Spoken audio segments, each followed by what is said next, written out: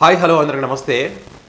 గతంలో వైఎస్ రాజశేఖర రెడ్డి గారు ముఖ్యమంత్రిగా ఉన్నప్పుడు తరచుగా పబ్లిక్ని కలిసేవాళ్ళు. పబ్లిక్ వచ్చి వారి సమస్యలు చెప్పుకోవడం కానీ, ఆ సమస్యలకు సంబంధించి అక్కడ ఉన్నటువంటి అధికారులకు మన వినతి పత్రాలు తీసుకుని వాళ్ళకి చెప్పేవారు నెక్స్ట్ టైం మళ్ళీ వీళ్ళు రాకూడదు అని చెప్పి. ఒకవేళ నెక్స్ట్ టైం కనుక వాళ్ళు వచ్చారనుకో, వాళ్ళని పేరు పెట్టి పిలిచి, పలానా సురేష్ ఉందనుకో, పలానా సురేష్ మొన్న లాస్ట్ వీక్ వచ్చావు కదా, మళ్ళీ ఎందుకు వచ్చావు, నీ పని కాలేదా అని చెప్పి అంత మెమరీ ఉండేదంట వైఎస్ రాజశేఖర రెడ్డి గారు. అట్లా గుర్తుపెట్టుకొని వారి సమస్యలు పరిష్కారం చేసేవాడు. కాబట్టి క్యాడర్ అంతా కూడా వైఎస్ రాజశేఖర రెడ్డి గారు వెంట ఉండేది. మరి పార్టీ కోసం ఎక్కువగా కష్టపడి పనిచేసేవాళ్ళు. ఆ ప్రభుత్వం చేసేటువంటి మంచి పనులు కానీ, పార్టీ చేసేటువంటి కార్యక్రమాలు కానీ ప్రజల్లోకి విస్తృతంగా తీసుకెళ్ళేవాళ్ళు. వైఎస్ రాజశేఖర గారితో ఒక ఫోటో దిగితే చాలనేటువంటి అభిప్రాయంతో కూడా చాలామంది వచ్చేవాళ్ళు.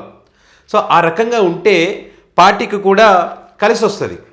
ఇక్కడ జగన్మోహన్ రెడ్డి గారు కూడా 2019 వరకు నేను ఉన్నాను, నేను విన్నాను అనేటువంటి స్లోగన్ గట్టిగానే పనిచేసింది. సో ఆ గట్టిగా పనిచేసింది కాబట్టి క్యాడర్ అంతా కలిసికట్టుగా కష్టపడి పనిచేశారు కాబట్టి జగన్ గారికి అధికారం వచ్చింది. అంటే జగన్ గారు కూడా పాదయాత్ర ద్వారా కష్టపడ్డారు, కాదనట్లేదు. కానీ వాళ్ళ యొక్క కష్టం, కృషి కూడా ఉంది కదా.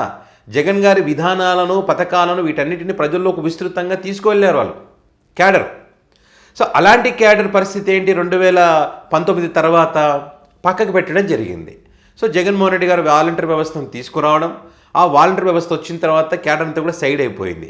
సరే పోనీ వాలంటీర్ వ్యవస్థ వచ్చింది, ప్రజలకు మంచి జరుగుతూ ఉంది, జగన్ గారు ఏదైతే పథకాలు ఇస్తా ఉన్నారో అవన్నీ చేరుతూ ఉన్నాయని చెప్పి ఆనందపడ్డ పరిస్థితి క్యాడర్.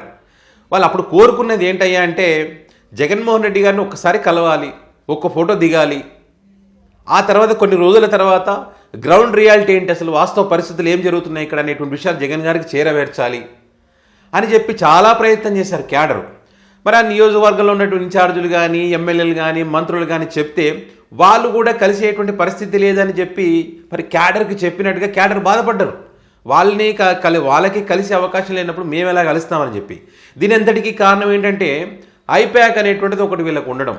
ఈ ఐప్యాక్ ఏది చెబితే అది వినడం కానీ, ఆ తర్వాత జగన్ గారికి ఈ ఇన్ఛార్జీలకు, మంత్రులకు కానీ, ఎమ్మెల్యేలకు మధ్య కానీ, ఈ క్యాడర్కి మధ్య కానీ వేరే వాళ్ళు ఉండడంతో వాళ్ళు జగన్మోహన్ రెడ్డి గారికి దూరమైనటువంటి పరిస్థితి. సో అది ఎంత నష్టం కలిగించిందంటే అది 2024 ఎన్నికల్లో ఫలితాలు ఏ రకంగా వచ్చే చూసాం కదా. సో ఇది అతిపెద్ద కారణం ఇది కూడా.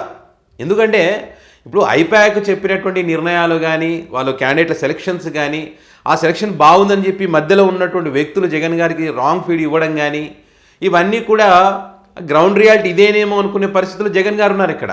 అదే గ్రౌండ్ రియాలిటీకి సంబంధించి గ్రౌండ్లో ఉండేటువంటి వ్యక్తులు వచ్చి చెప్తే ఎట్లా ఉంటుంది, క్యాడరు వాళ్ళు నిజాయితీగా ఏది ఆశించకుండా చెప్తారు. పలానా వ్యక్తి నిలబెడితే గెలుస్తామన్నా, పలానా వ్యక్తికి వ్యతిరేకత ఉందన్నా, ఆ వ్యక్తిని ఢీకొట్టాలంటే ఈ వ్యక్తి కరెక్ట్ అని చెప్పి అలాంటి విషయాలు, పార్టీ యొక్క పరిస్థితి ఏంటనే విషయాలు చాలా క్షుణ్ణంగా జగన్ గారి దృష్టికి తీసుకువెళ్ళేటువంటి అవకాశం ఉండేది.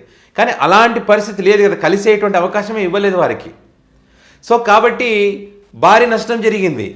ఇక ఈ జిల్లా నుంచి ఆ జిల్లాకి, ఆ జిల్లా నుంచి ఈ జిల్లాకి క్యాండిడేట్లను తీసుకొస్తే ఎట్లా గెలుస్తారు, ఆ క్యాడర్తో సమన్వయం అనేది ఎట్లా ఉంటుంది, లేదు. అంటే ఈ గ్రౌండ్ లెవెల్లో జరిగేటువంటి అంశాలను ఏవి కూడా జగన్మోహన్ రెడ్డి గారికి తెలియలేదు. నేను పాలన చేస్తున్న, ఇచ్చిన హామీలను అమలు చేస్తున్నా అనేటువంటి ఆ దృష్టితోనే జగన్మోహన్ రెడ్డి గారు వెళ్ళినారు. కానీ క్యాడర్ ఒకటి ఉంటుంది, క్యాడర్ని పట్టించుకోవాలి, క్యాడర్ వల్లే పార్టీ నిలబడుతుంది, క్యాడరే పార్టీకి బలం అనేటువంటి విషయాన్ని జగన్ గారు మర్చిపోయినట్టుగా ఉన్నారనేటువంటి అభిప్రాయాలు ఎక్కువగా వచ్చినాయి అప్పుడు. సో దాని ఎఫెక్ట్ కారణంగా 2024 ఎన్నికల్లో ఏం జరిగిందో మనం చూసాం. అప్పుడు 2024 ఎన్నికల తర్వాత రిజల్ట్కి సంబంధించి జగన్మోహన్ రెడ్డి గారు ఏదైతే స్పీచ్ ఇచ్చారో, ఏదైతే మాట్లాడారో, దాని తర్వాత లీడర్లంతా వెళ్ళిపోయారు. పాపం క్యాడర్ నిలబడి ఆ స్పీచ్ చూసిన తర్వాత కన్నీళ్ళు పెట్టుకున్న వాళ్ళు ఉన్నారు. అప్పుడు ఒక ఛాలెంజ్ కూడా పెట్టుకున్నారు, ఛాలెంజ్ కూడా వేశారు వాళ్ళు. మళ్ళీ ఇలాంటి సీన్ జీవితంలో జగన్మోహన్ రెడ్డి గారికి రాకూడదు, మనం చూడకూడదు. కాబట్టి ఇక మనకి ఆస్తి పాస్తులు కాదు, మన ఆస్తులు పోయినా పర్వాలేదు, పార్టీ కోసం కష్టపడాలి, పని చేయాలి, ఇప్పటికే తప్పు చేశాం కదా అనేటువంటి ఆలోచన క్యాడర్ చేయడం జరిగింది. సో ఇప్పటికీ చెప్తున్నా కదా, చాలామంది సొంతంగా డబ్బులు ఖర్చు పెట్టుకొని, ఆస్తులు పోగొట్టుకొని, కేసులు పెట్టుకొని, ఆస్తులు ధ్వంసమైన, ఇప్పుడు కూటమి అధికారులకు వచ్చిన తర్వాత కూడా దాడులు జరిగినప్పుడు కూడా గట్టిగా పార్టీ కోసమే నిలబడ్డటువంటి వాళ్ళు, మా జెండా మోయరా అంటే ₹1 కోటి ఇచ్చిన మోయనరా నీ జెండా అన్నటువంటి వాళ్ళు ఉన్నారు. అంత హార్డ్ కోర్ ఫ్యాన్స్ ఉన్నారు. వాళ్ళందరూ కోరేది ఏంటో తెలుసా, జగన్మోహన్ రెడ్డి గారిని కలవాలి, జగన్మోహన్ రెడ్డి గారితో ఒక ఫోటో దిగాలి. అది వాళ్ళ ఫోన్లో ముందర ఏమంటారు అదే వాల్పేపర్ పెట్టుకుంటారు, ఆయన పెట్టుకుంటారు కదా, అది పెట్టుకోలేదు, డీపీ పెట్టుకోవాలి. ఇదే వాళ్ళు కోరుకునేది, అంతే సింపుల్. సో ఇప్పుడు జగన్మోహన్ రెడ్డి గారికి ఒక క్లారిటీ వచ్చింది. లీడర్లు ఏంటి, క్యాడర్ ఏంటి, ఎవరు పార్టీ కోసం నిజాయితీగా ఉంటారు, ఎవరు పని చేస్తారు, నేను చేసినటువంటి తప్పులు ఏంటి అని చెప్పి వాటి ద్వారా తప్పులను తెలుసుకొని సో ఇప్పుడు మరి వాళ్ళని కలవడం మొదలుపెట్టారు. పులివెందులలో ఆల్రెడీ ప్రజాదర్భ అనేది చేస్తూ ఉన్నారు. ఇప్పుడు ఏంటంటే వాళ్ళని కలవాలనేటువంటి ఒక ఆలోచన చేసినట్టుగా ఉన్నారు జగన్మోహన్ రెడ్డి గారు. ఈరోజు తాడేపల్లి ఆఫీస్ భారీ జనంతో కలకలలాడుతున్నటువంటి క్రమంలో ఆ దృశ్యాలన్నీ చూసి కూడా క్యాడర్ ఆనందపడతా ఉన్నారు. ఇన్ని రోజులు మేము కోరుకున్నది ఇదే కదయ్యా, మరి సడన్గా షాక్ ఇచ్చారు జగన్మోహన్ రెడ్డి గారు ఇంతమందిని కలిసి. మీరు ఇట్లా కలవాల్సింది, ఇట్లా ఇదే మాకు కావాల్సింది, ఇట్లా కలవాలి, జనాలను కలవాలి, కలిసి సమస్యలు తెలుసుకోవాలి. మా ప్రజలు వస్తారు, అక్కడికి కార్యకర్తలు వస్తారు, పార్టీ లీడర్ అందరూ వస్తారు. అందరూ వచ్చి కలిసి ఆయా సమస్యలు వివరిస్తారు, పార్టీకి సంబంధించిన కార్యక్రమాలు వివరిస్తారు, వారికి ఉన్న సమస్యలు చెప్తారు.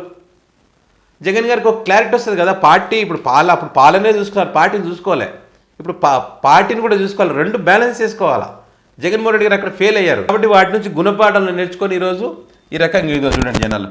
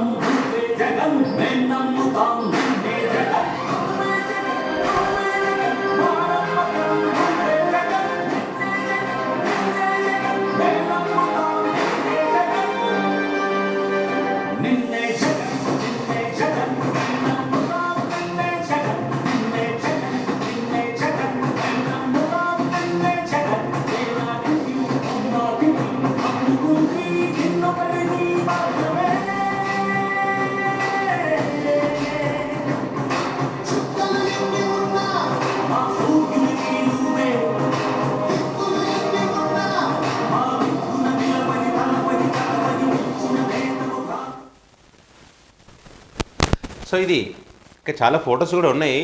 ఇట్లా అందరినీ కలిసి వారి యొక్క సమస్యలు తెలుసుకోవడం ద్వారా పార్టీ కూడా బలోపేతమవుతుంది.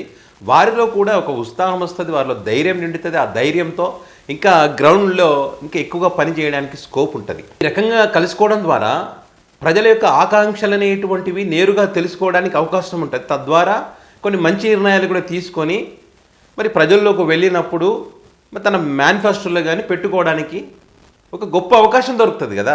ఇప్పుడు భవిష్యత్తులో జరిగేటువంటి ఎన్నికల్లో అసంతృప్తి అనేటువంటిది తగ్గిపోతుంది. అసంతృప్తి అనేటువంటిది తగ్గితే క్యాడర్ మోటివేట్ అయితే ఖచ్చితంగా డోర్ టు డోర్ క్యాంపెయిన్ చేయడానికి కానీ, ఓటర్లను మరి పార్టీ వైపు ఓటు వేయించుకునేటువంటి విషయంలో కానీ, పార్టీ యొక్క విధానాలను, పార్టీ ప్రవేశపెట్టేటువంటి పథకాలను అధికారంలోకి వస్తే ఏం చేస్తారనే విషయాలన్నింటిని కూడా ప్రజల్లోకి బలంగా తీసుకువెళ్తారు. సో ఇట్లా అనేక రకాల ఉపయోగాలు పార్టీకి ఉంటాయి. ఏదేమైనా జగన్మోహన్ రెడ్డి గారు అయితే మరి ఇట్లా అందరినీ కలవడం, వారి సమస్యలు తెలుసుకోవడం అనేటువంటి విషయం క్యాడర్లో ఆనందాన్ని నింపుతూ ఉంది. సో